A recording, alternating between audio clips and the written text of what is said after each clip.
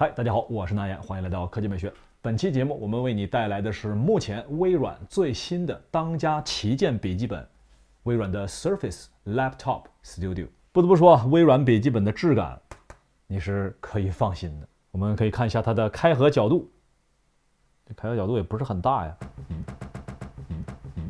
其实呢，经过了近10年的发展啊，微软的 Surface 系列呢，早已经成长为庞大完整的家族系列。下面呢，我们可以用一张图解释清楚 Surface 家族的所有成员和各自的定位。你可以收藏一下。可以看到啊 ，Surface 从最初的平板形态拓展出了5个不同的电脑硬件形态，而我们今天的主角呢，再次拓展出了一个全新的形态，这就是刚刚发布的 Surface Laptop Studio。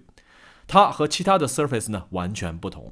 早前呢，有一些外媒说 Surface Laptop Studio 啊，它是 Surface Book 的升级版本啊，这显然是不正确的。其实呢，从名字 Laptop 就可以知道，它是属于微软自家的笔记本品类，而不是变形多形态的那个本子的系列。所以呢，它和 Surface Book 之间啊，并不是一个替代或者升级的关系。初上手感觉啊，这就是一款标准的笔记本，似乎呢也没什么特别的，并不像 Surface Book 那样可以拆卸屏幕单独使用。作为一个全新的品类呢，我自己觉得它的做工方面是非常出众的，保持了 Surface 家族一贯的优良做工。这也是我个人认为啊 ，Windows 阵营极少数的可以和苹果的 MacBook 在质感方面相提并论的产品。注意啊，我是说它质感一流，我可没说它的品控怎么样。屏幕部分呢表现很出色，3:2的比例，2400乘以1600的高分辨率，再加上120赫兹的高刷新率，还有超高的亮度。视觉观感呢是很舒适的。这块屏幕的形状啊也很有趣，它的内外呢都是圆角的，看起来很和谐。接下来呢是最特别的变形，哇哦！你可以将屏幕拉向你自己，靠近之后呢就可以更方便的使用10点触摸屏幕，特别是在 Windows 11系统下啊，触摸呢终于比以前舒服了一些，多指手势操作也更顺畅了。你还可以呢放平成平板的形态，不过啊它并不像 Surface Book 那样可以拆卸为平板，所以呢还是放在桌面上使用为主。配合微软最新的磁吸触控笔呢，就可以作为画板使用了。这里呢还有一个小槽点啊，就是变形屏幕的背面转轴排线的部分呢，使用的是胶布固定的，看起来呢就有点心慌慌的感觉。在过去的6年间啊，苹果的 MacBook 的触摸板毫无疑问是目前世界上最好的，甚至可以说整个 Windows 阵营里面最强的触摸板也比不上 Mac 阵营当中最差的触摸板。这个说法并不夸张啊。当然了，苹果的这个键盘是比较差的，远不如 Windows 阵营的旗舰机型啊。那这个方面两家可以打平。以往呢，每当我使用 Windows 阵营笔记本的时候呢，都会被迫去赶紧找一个鼠标啊，因为呢使用触摸板实在是太难用了。以前我没想明白啊，后来我终于想明白了。每当这个时候呢，逻辑都会说微软大哥够意思。但是最近这1年情况有变。Sensile 是一家专门研究压感触控的公司，他们提出了一种新的技术方案——力敏电阻传感器。手指按压时会导致触控板中力敏电阻层的电导率发生变化，这和苹果的电容触摸板技术是完全不同的。而本次微软的 Surface Laptop 就使用了这项全新的技术。微软这块全新的触摸板啊，使用了毫米级的传感器覆盖，滑动极为顺手并且精确。触控板背面呢由线圈和磁铁组成振动模块，当识别到手指的压力感应呢，触摸板就会模拟机械振动的感觉，这非常的真实啊！而且呢，整块触摸板所有的区域都可以向下按压，并且手感都是一致的，触控手感呢远超其他的 Windows 笔记本。综合考量到它的功能、使用体验和手感啊，再考量到我们过去这些年用过的数百款笔记本，我现在就可以说，这款 Surface Laptop Studio 的触摸板是我个人所用过的最好的 Windows 阵营触摸板，没有之一。以后使用 Win 11终于可以不用鼠标了啊！隔壁逻辑表示，大哥你不要我了吗？虽然它是有平板形态的啊，但是因为折过来呢，毕竟不是分体式的，所以重量还是比较大的啊。所以我觉得这个产品更多的时候呢，还是把它放在桌面上作为绘画来使用啊，而不是把它拿起来作为平板啊。这个演示着还挺好看，但拿起来是挺重的。和手机相比的话呢，笔记本啊，在日常使用外放的频率显然要更高。不管我们是玩游戏啊、上网看视频啊，或者是看电影啊，外放的好坏呢，都能影响我们的使用体验。最近这几年啊，应该说呢，外放唯一的王者就是去年发布的 M1 MacBook Pro。苹果在影音方面的造诣可以说甩了竞争对手几条街。那么作为微软的当家旗舰，它的外放音质怎么样呢？咱们不妨直接对比来看。外放对比的部分，我们再加上热门的华硕天选，测试中先挡住名字，你来听一听声音，觉得谁更好呢？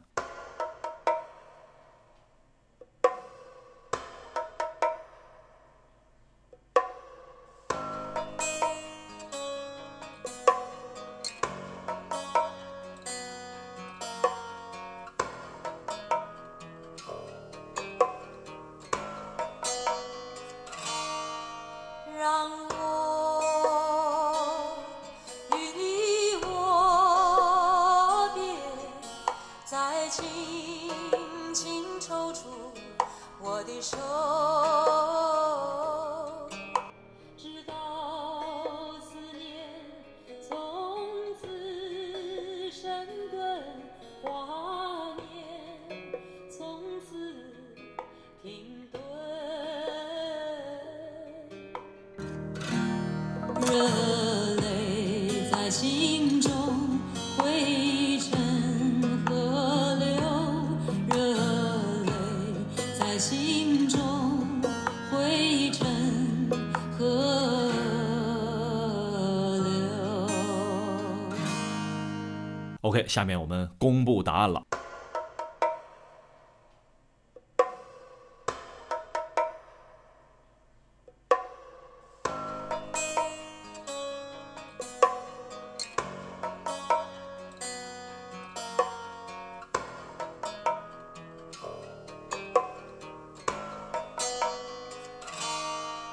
让我与你握别，再轻轻抽出我的手，直到思念从此生根华年，从此停顿。热泪在心中汇成河流，热泪在心中汇成河流。好了，那看完了上边这些啊，不知道你觉得微软这一次全新形态的创新感觉怎么样？那下面呢，我们还是要看一下本源啊，也就是笔记本自己的性能方面，包括它的功耗释放，咱们一起来看一看我们同事给大家带来的测试。Hello， 接下来就到我了，我是色俊。那这台电脑呢，使用的是 i7 的11375H， 然后 16G 的内存，3050 Ti 的显卡。先来看 CPU 啊，它的瞬时的功耗呢是50瓦。烤机半小时之后呢，有40瓦，主频呢有 3.6， 温度呢是85度，表现的呢不算差，可以看到调教的呢不算特别激进。来看各项数值，首先25七轮跑，去掉最高分，去掉最低分，平均分为多核跑分981分，处在1165G7和同 H35 平台的375H 中间。R20的跑分也能看出来，单核是比较强的，多核呢稍微弱一些，也比较符合 H35 平台的这个定位。3D Mark 的线程测试呢也给到大家，你可以看到啊，单线程呢是比较强的，多线程呢就把持不住了。所以呢，对单线程要求，对单线程要求比较高的对单线程要求比较高的游戏或者软件优势会大一点。具体应用，格式工厂3分18秒。比自家的 G 系列呢要强一些，比自家10代 H45 平台系列的呢要弱一点，也是吃了核心数量少的亏啊。PR 14.0排行如下，可以撵一撵上一代的 H45 平台。然后呢，就到了内存啊，用的是 DDR4 4266的这个频率，整体呢可以看到延迟较高，3级缓存呢较低，会影响一些游戏的发挥。硬盘呢用的是 PCIe 3.0的硬盘，三星的，但是呢速度不是太高，在35G 左右呢它会掉速，温度呢也比较受影响啊。3D Mark 硬盘的长时间测试呢，你也能看出来啊，衰减的挺厉害的。那接下来呢，看一下整体的视频渲染。首先看一下微锐的跑分啊，可以看到，除了因为 H35 平台的原因啊，50 Ti 呢对比红米的50呢也要弱一些。我们回头来看一下这个显卡的功耗，电源给到的功耗呢是102瓦，显卡单烤的功耗峰值呢是50瓦，双烤半小时之后呢，功耗在20加40，也就是60瓦左右，都不是特别高。它的电源形式呢也确实没有办法给到特别高的功耗。可以看到啊 ，PR15.1是要比灵耀 Pro 14的3050是要弱一些的。在更看综合的达芬奇16上，它的表现就不太好了。综合办公上 PC Mark 10也能看出来啊，这个呢更适合文字、图片或者简单的视频渲染处理。过于大型的软件呢，基本上就捉襟见肘了。最后 Nero 的相关测试也给到大家。算是一个参考，其他的攻克软件排行也给到大家，虽然还是弱，但是你像玛雅这种，它也是能跑的。这里注意，单位是 FPS。接下来呢，就是游戏体验了。其实用一个纯办公的笔记本啊来打游戏本身就有点问题。不过呢，我们还是来测试一下，作为一个参考。所有游戏呢都是1080P 最高特效下跑的。首先是奥德赛30帧，然后古墓丽影呢是39帧。基本上啊，这个本呢，你可以算是和3A 大作的最高特效告别了。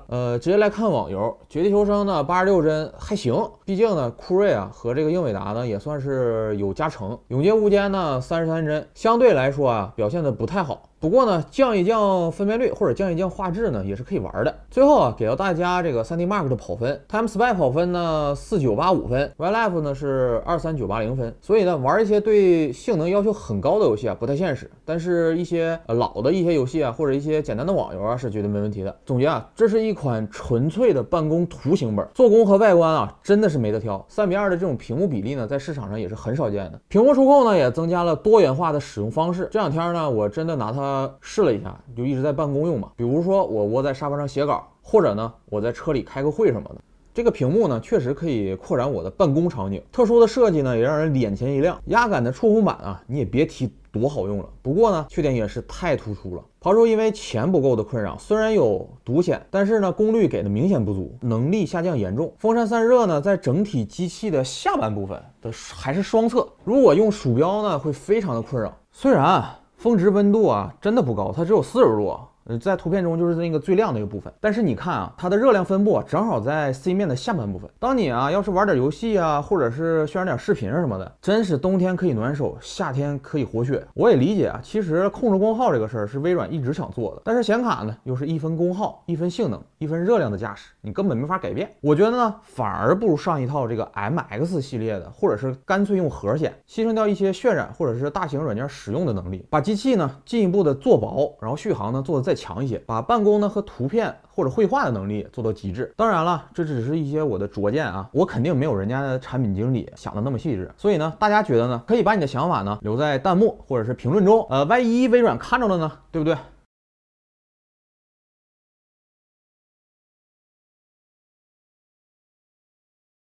有一些笔记本呢是直角屏幕的，那么你会发现里面的圆角的边框和外边的圆角边框包着一个直角屏幕啊，就显得有点怪怪的。而采用圆角屏幕之后的话呢，看起来就比较和谐啊，看起来 Windows 11和 Surface Laptop Studio 看起来呢就是圆角圆角圆角啊，这就和谐得多。